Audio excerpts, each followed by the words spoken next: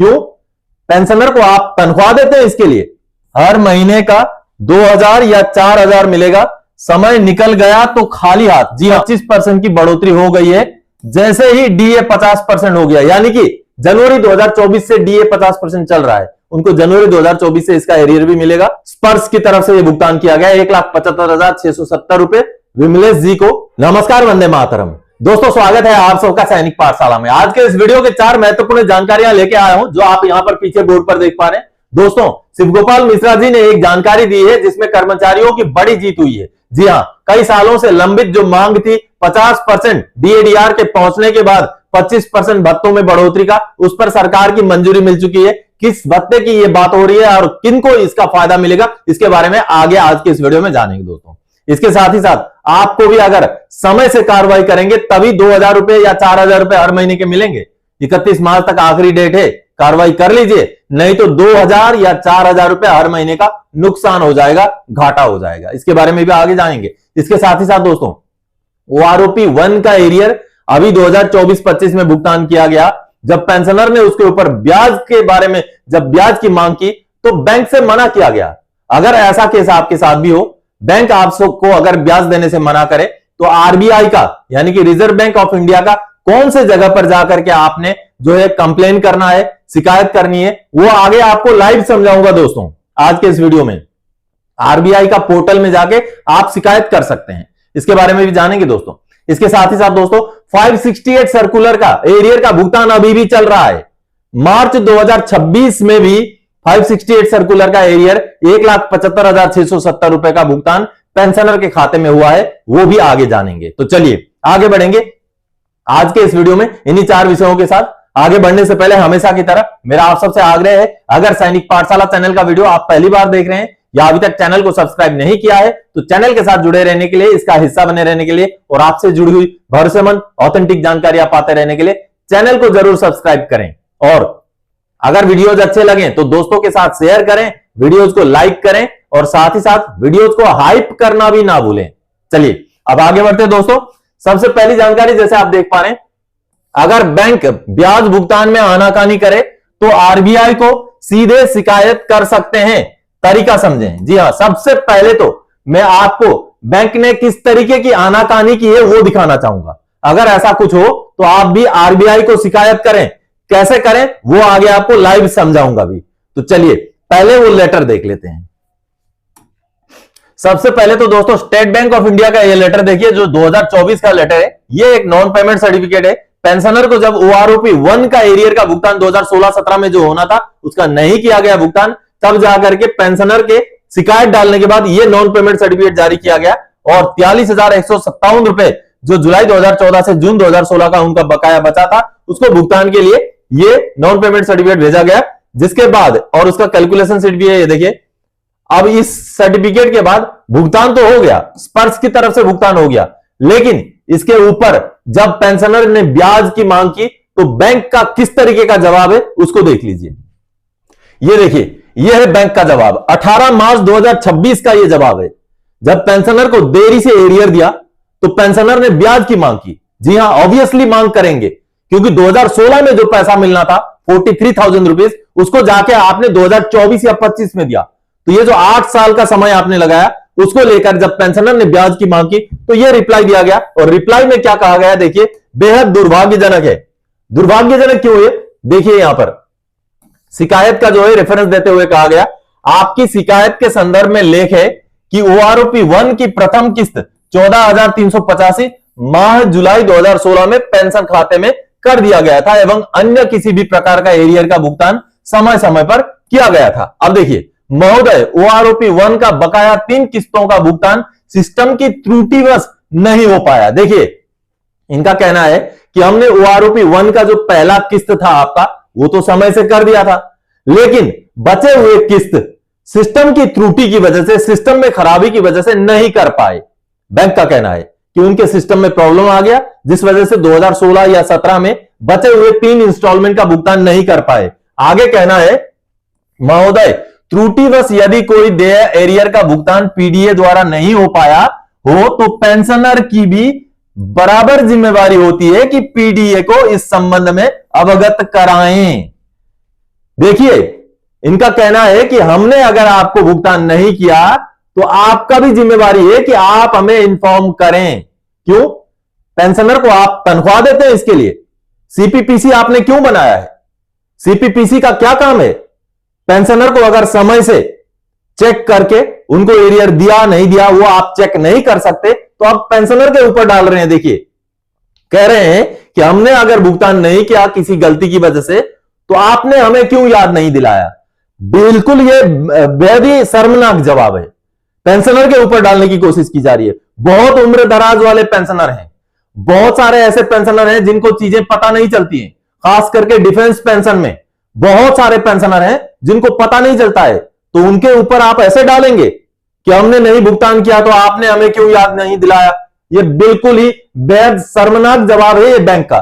चलिए आगे बोला गया है, आपका पत्र प्राप्त होने के बाद सीपीपीसी द्वारा आपके वर्तमान पीडीए को अविलंब एनपीसी प्रेषित कर दिया गया, जिसका भुगतान भी आपके वर्तमान पीडीए द्वारा किया जा चुका है। अतः ब्याज की मांग अप्रासंगिक है। क्यों अप्रासंगिक है भाई? क्यों अप्रासंगिक है? 2016 में या 17 में जो भुगतान आपने करना था 43,000 रुपए का, उसका भुगतान आपने स्पर्श के द्वारा एनपीसी भेज के 2025 में करवाया। अब जब ब्याज मांग रहे हैं पेंशनर तो बोला जा रहा है कि यह ब्याज की मांग अप्रासंगिक है क्योंकि आपने हमें याद नहीं दिलाया। यह तो कोई तुक नहीं बनता है। अब इन पेंशनर को इस जवाब के अगेंस्ट में आरबीआई का पोर्टल में शिकायत डालना है। कैसे डालना है उसको बताता हूं। चलिए दोस्तों, शिकायत डालने के लिए आप गूगल में इस तरीके से आरबीआई ग्रीवेंस सर्च करेंगे।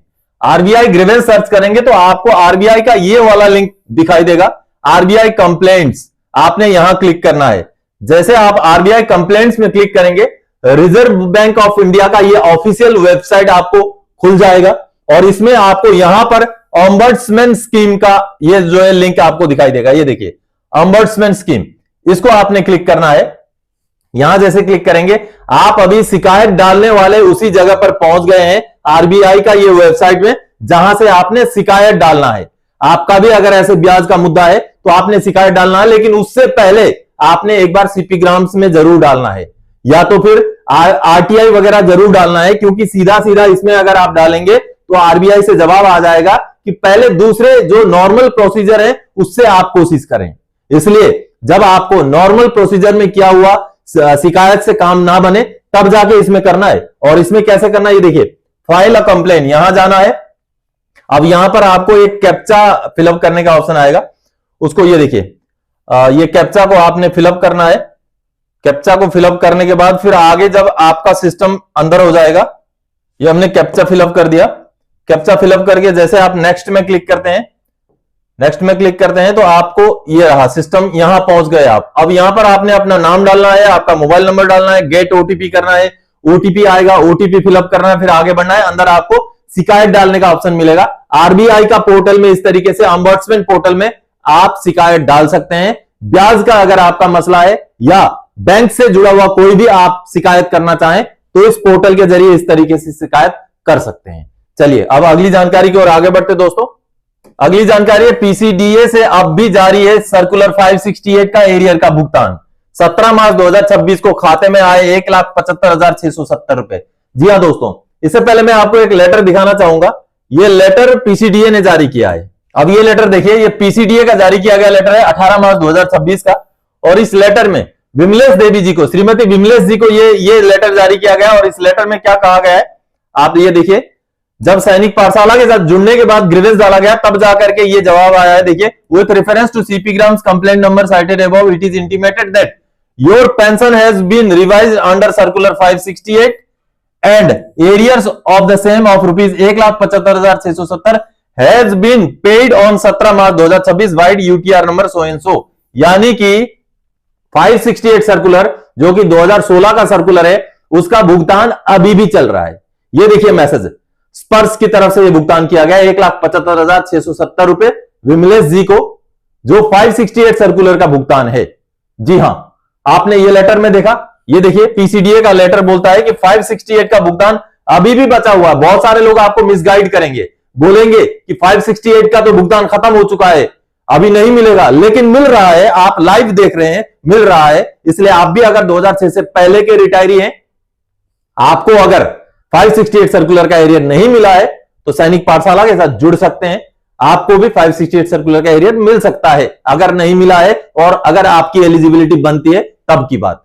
आपको अगर व्हाट्सएप नंबर चाहिए सैनिक पाठशाला का तो चैनल को ज्वाइन कीजिए, मेंबर्स ओनली वाले वीडियोस देखिए, वहां आपको व्हाट्सएप नंबर मिल जाएगा, फिर आप संपर्क कर सकते हैं। चलिए अब अगली जानकारी की ओर आगे बढ़ते हैं दोस्तों। अब अगली जानकारी है 50% डीए होने पर 25% भत्ता केएमए। आखिर ये क्या होता है केएमए? बढ़ा दिया, जेसीएम की बड़ी जीत। जी हां, यह शिवगोपाल मिश्रा जी ने जानकारी दी है ट्वीट के जरिए। ये देखिए एक्स पर उन्होंने ट्वीट किया और ट्वीट करके ये जानकारी दी, बिग विक्ट्री, ऐतिहासिक जीत। उन्होंने कहा कॉमरेड्स, एक महत्वपूर्ण और बहुप्रतीक्षित सफलता हासिल हुई है। 50% डीए वृद्धि के साथ ही अब रनिंग स्टाफ के केएमए भत्ते में 25% बढ़ोतरी सुनिश्चित हो गई है। लंबे समय से उठाई जा रही थी इस मांग को, इस जायज मांग को आखिरकार मंजूरी मिल गई। अभी पिछले दिनों वित्त मंत्रालय के सचिव एक्सपेंडिचर और रेल मंत्री दोनों से मुलाकात में इस मुद्दे पर फिर से उनका ध्यान आकृष्ट किया था, जिस पर उन्होंने जल्दी आदेश जारी होने की बात कही थी। अब प्राप्त जानकारी अनुसार रेलवे बोर्ड से इसके औपचारिक आदेश आज देर शाम या कल तक जारी होने की संभावना है। यानी कि जो केएमए होता है दोस्तों, ये किलोमीटर अलाउंस होता है। जी हां, और ये किनको मिलता है? चलिए एक लेटर दिखा के आपको समझाऊंगा। ये रेलवे बोर्ड का लेटर है, देखिए 2019 का लेटर है, और किलोमीटर अलाउंस का पिछली बार का जो रिवीजन था वो लेटर है। तो पिछली बारी जो किलोमीटर अलाउंस मिलता था वो कितना मिलता था, ये देखिए यहां पर आपको ये चार्ट दिखाई देगा। अब इसी में बढ़ोतरी हो गई है, यानी कि किलोमीटर अलाउंस, ये देखिए किलोमीटर अलाउंस या तो allowance in lieu of kilometre. दोस्तों जो पायलट होते हैं या जो ट्रेन में, जो रनिंग ट्रेन में जो स्टाफ होता है, उनके लिए किलोमीटर अलाउंस लागू होता है। जो अगर हम पायलट की बात करें, लोको पायलट जो मेल ट्रेन में होते हैं उनकी बात करें तो 530 रुपए हर 100 किलोमीटर का उनको मिलता है। अगर वहीं पायलट जो है पैसेंजर ट्रेन के होते हैं उनका होता है 525 रुपए हर 100 किलोमीटर का। फिर लोको पायलट गुड्स यानी कि सामान ढोने वाले जो पायलट होते हैं उनका 520 रुपए। इस तरीके से ये जो रेट है, अब इसमें 25% की बढ़ोतरी हो गई है जैसे ही डीए 50% हो गया। यानी कि जनवरी 2024 से डीए 50% चल रहा है, उनको जनवरी 2024 से इसका एरियर भी मिलेगा और अब ये 25% इस भत्ते में बढ़ोतरी होकर के उनको मिलने वाला है दोस्तों, जो कहीं ना कहीं अच्छी बात है। अच्छी बात है। आने वाले समय में हम आशा करते हैं कि जेसीएम द्वारा इसी तरीके के बाकी जो मुद्दे हैं, चाहे 50% डीए को मर्ज करने का मुद्दा हो या जो भी मुद्दे हैं हमारे, उनको भी सरकार से मनवाया जाए। चलिए अब अगली जानकारी की ओर आगे बढ़ते दोस्तों। अब अगली और आखिरी जानकारी है, 31 मार्च है आखिरी डेट, कर दीजिए अप्लाई। हर महीने का 2000 या 4000 मिलेगा, समय निकल गया तो खाली हाथ। जी हां दोस्तों, मैं बात कर रहा हूं चिल्ड्रन एजुकेशन ग्रांट की। जी हां, 2024 और 25 का जो एकेडमिक ईयर का चिल्ड्रन एजुकेशन ग्रांट का अप्लाई करने का जो डेट है वो है 31 मार्च 2026 लास्ट डेट। जी हां, अगर आपने भी अप्लाई नहीं किया है तो कर दीजिए। एक बच्चे का एक महीने का 2000 रुपए करके मिलता है, मैक्सिमम 2 बच्चों तक मिलता है। और आप अगर अप्लाई समय से नहीं करेंगे, एक बार समय निकल गया तो आगे अप्लाई करने का कोई ऑप्शन नहीं है। इसको लेकर के जो डेट एक्सटेंशन का लेटर जारी हुआ था उसको देखते हैं।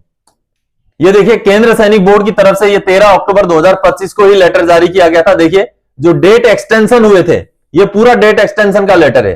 पेन्यूरी ग्रांट, पेन्यूरी को रिन्यूअल करने का जो डेट है वो पूरा डेट यहां देख पा रहे हैं। मैरिज ग्रांट का भी है। फिर आगे देखिए, मैं बात कर रहा हूं इसकी एजुकेशन ग्रांट की बात कर रहा हूं मैं, क्योंकि एजुकेशन ग्रांट को आपने सही समय से अप्लाई नहीं किया तो बाद में अगर समय निकल गया तो फिर अप्लाई नहीं कर पाएंगे, ना ही वो पैसा आपको मिलेगा।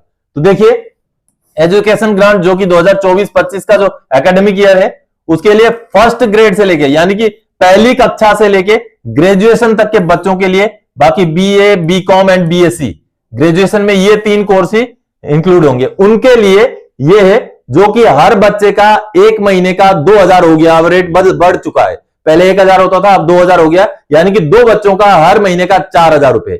आप समय से अप्लाई नहीं करेंगे तो आपके हाथ खाली रहेंगे। अप्लाई कर दीजिए, अभी भी समय है अगर बचा हुआ है तो देखिए 31 मार्च 2026 तक इसका आखिरी डेट है, तो अप्लाई करने का आखिरी डेट निकल जाएगा, इसलिए समय रहते अप्लाई कर दीजिए। क्योंकि अप्लाई करने के बाद भी कभी कभी मान लीजिए आज अप्लाई नहीं हो पाया, कल के लिए समय होगा, परसों के लिए होगा। अभी तो देखिए समय खत्म होने वाला, मार्च का महीना खत्म होने वाला है, इसलिए जल्दी से जिन्होंने भी अप्लाई नहीं किया है वो अप्लाई कर दें।